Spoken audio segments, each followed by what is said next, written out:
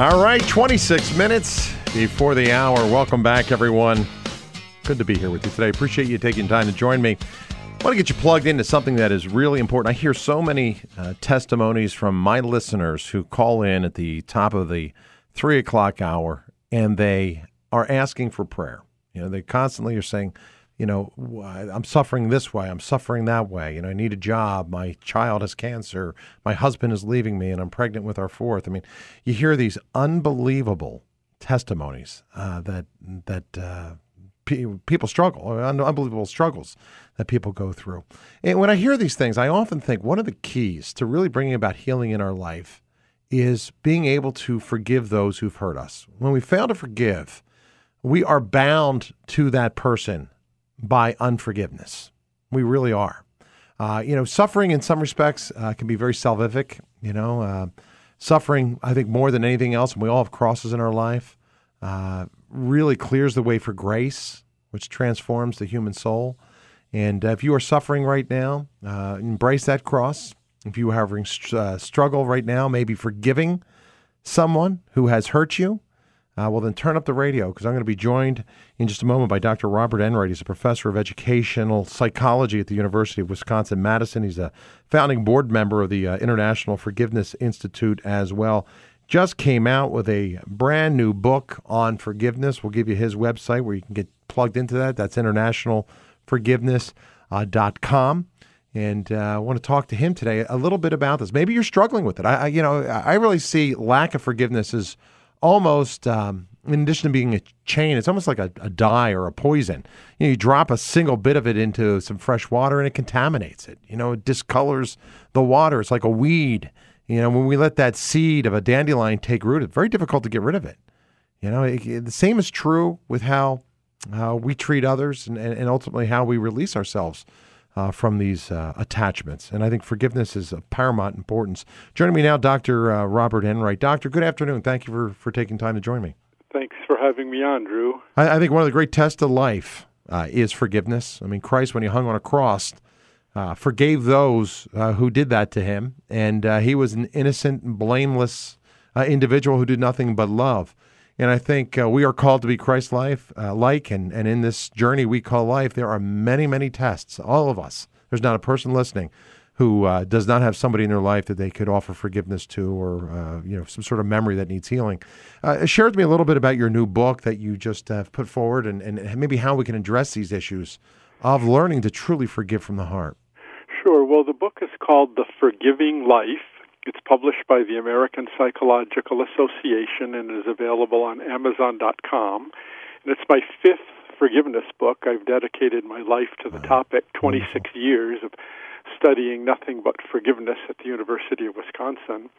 And I think The Forgiving Life is my best work to date because it challenges people not just to forgive a person for an injustice, but to embody the idea of forgiveness within their very being. Mm-hmm. Aristotle and Thomas Aquinas tell us that when we practice any virtue, we don't just get better at that like a skill. We end up incorporating it into us until we love the virtue. And so the forgiving life helps us to heal from these injustices caused by others, to appreciate what forgiveness is, to make it part of our lifestyle, to love more deeply, and then to give forgiveness away to others in our family, in our church community, wherever there are injustices in life. Yeah, it's a difficult thing to do, though. I mean, I know a lot of women listening right now may have been the victims of sexual abuse, maybe rape, maybe there's men listening as well. Maybe somebody got burned in a bad business deal, maybe a spouse was not faithful. Lots of ways we've been hurt, a lot of unforgiveness out there. What happens when we fail to forgive first? And secondly, it's incredibly difficult to do that. I mean, you can't get these thoughts of hurt and resentment and that wound out of your head. How do you rise above that so you can finally detach from this person? Well, you mentioned the idea of incest, for example, and we've actually done a scientific study where we worked 1 hour a week for 14 months with women who have had this cruel injustice against them. And all of them came to us with psychological depression, anxiety, and low self-esteem The sad thing is when we've been treated very unfairly by others, we tend to not like ourselves. And we worked with them through a process of forgiveness. Just as Jesus walked the Via Dolorosa, each step is part of the process of the cross.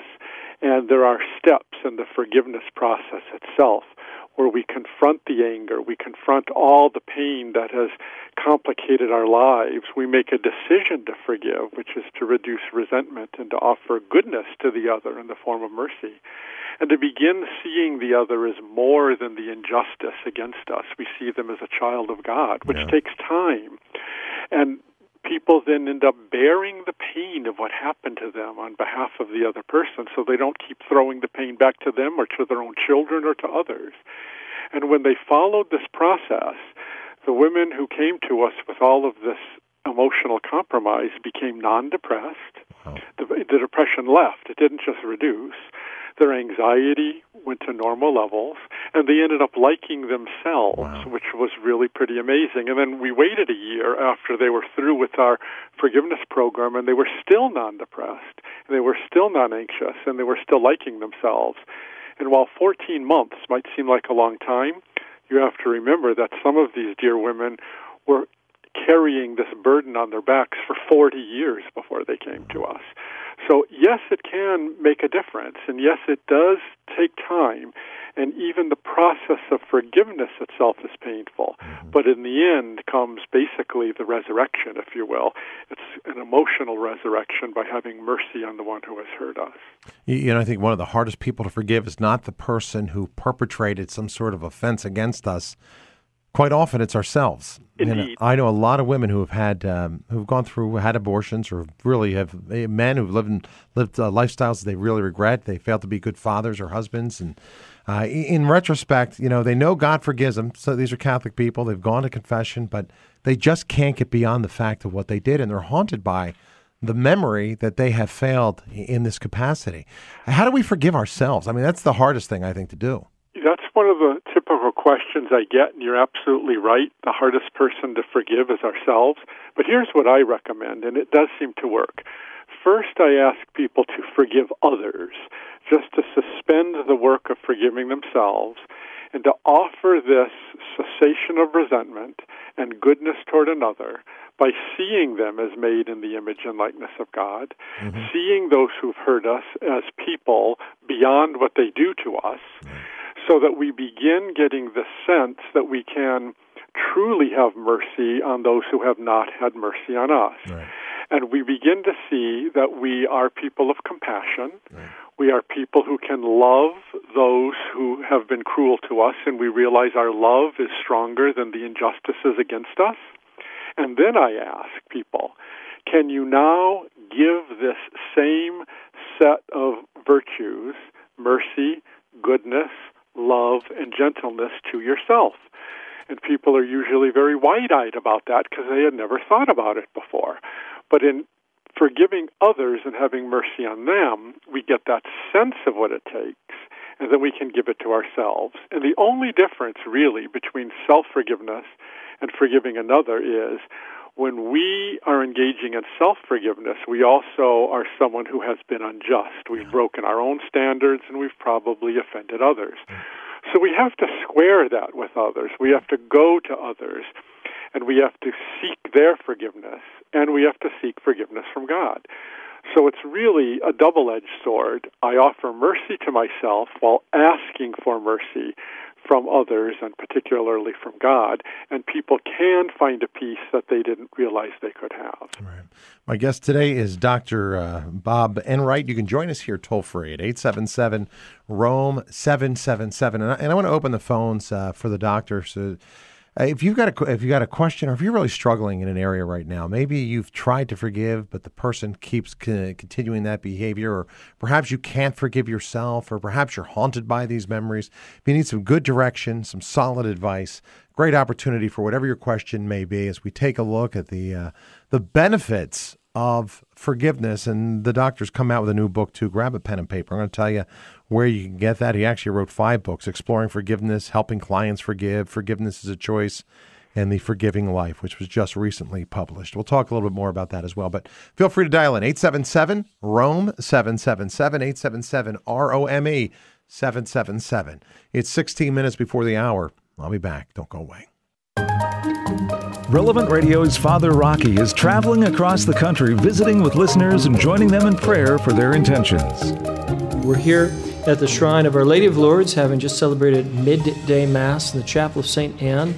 Let's all say a Hail Mary for friends and relatives who are suffering from any illness, so that through the intercession of Our Lady of Lourdes they might be cured. Hail Mary, full of grace, the Lord is with thee. Blessed art thou amongst women, and blessed is the fruit of thy womb, Jesus. Holy Mary, Mother of God, pray for us sinners, now and at the hour of our death. Amen.